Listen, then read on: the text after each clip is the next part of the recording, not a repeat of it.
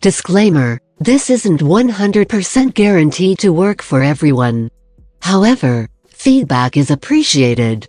How to fix OBS black screen. Right-click on your mouse and select Nvidia's control panel, followed by selecting Manage 3D Settings. Slide over to Program Settings.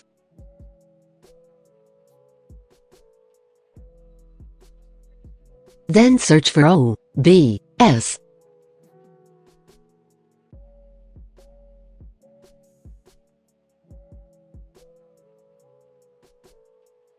Next, select Integrated Graphics and click Apply, and you're finished.